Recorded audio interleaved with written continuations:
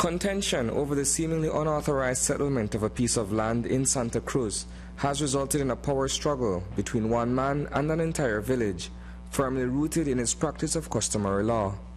Rupert Myles was arrested on Saturday by residents of the community after showing up and reportedly disrupting a meeting which preceded a planned cleanup. I wasn't there in my view, right?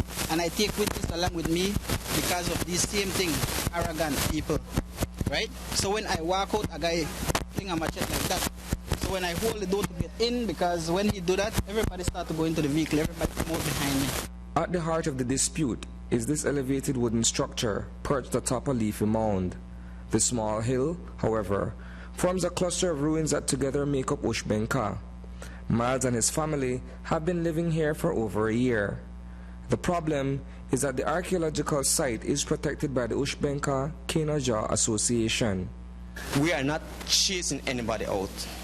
We are just saying that to live within the property of the Ushbenka Kenaja Association is not it's not available, or there is no way that you can live within. So what he did, he bulldozed the place up the hill, and the evidence is there. And like I said, since we are protecting, these guys just keep on bushing, burning the surrounding of the Ushbenka. As I said, the evidence is there, and he's extending his structure there. I tell him I want push back. So they give me an eviction letter, bring down my house, I put on an addition. When they tell me come out fire, I chop more bush. Forget them. See how high they want to jump. It all came to a head on Saturday, just outside of the community center, when Alcalde Manuel Pop summoned villagers to detain Myles for unruly behavior. He come on that day and he came here and he slammed the table.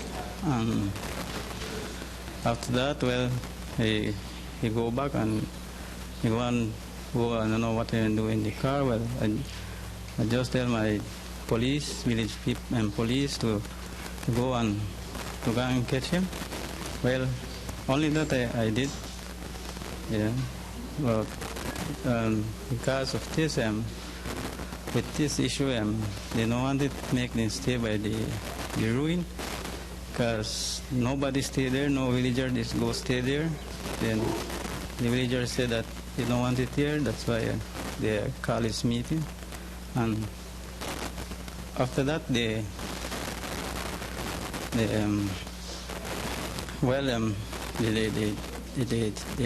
hold him on and they handcuff it there, then he stayed right there. And when we finish do that, then we go and call the police, but the police no show up when they can't do nothing. Well, we just stop like that and we end like that when I have nothing to say, because no more police did they show up on that time. The matter has since sparked controversy across the country, particularly since the Prime Minister has weighed in on the situation. We have to say we're shocked by the remarks of the Prime Minister.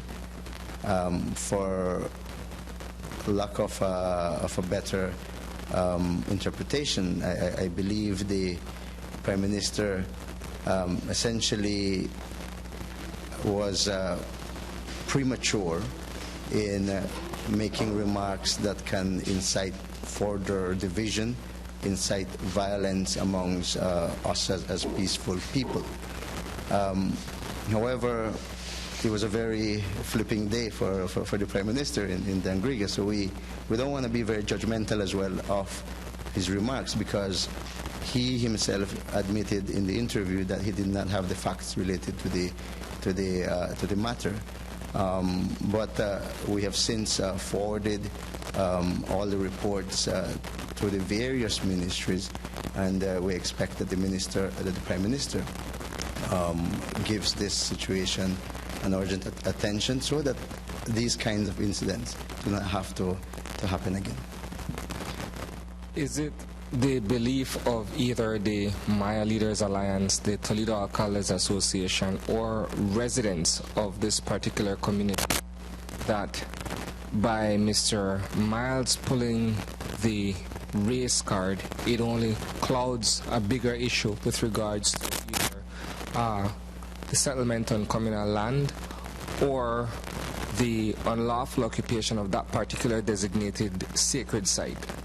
Certainly. It is obviously an attempt to overshadow the fundamental issues, and that is that respect for Maya customary practices, respect for Maya people's rights to resources, all their rights, not limited, all their rights as asserted by the Caribbean Court of Justice.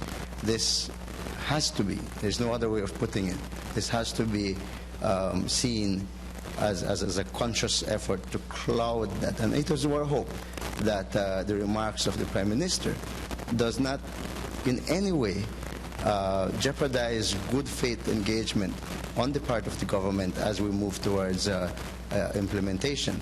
I want to state clearly that we have reached out to the government to sit down and have an initial meeting to chart the way forward for implementation. We again will be communicating to the government the need for that meeting to happen, because incidents as such are prone to happen if the government does not take serious action in fulfilling the obligations as ordered by the court. Reporting for News 5, I am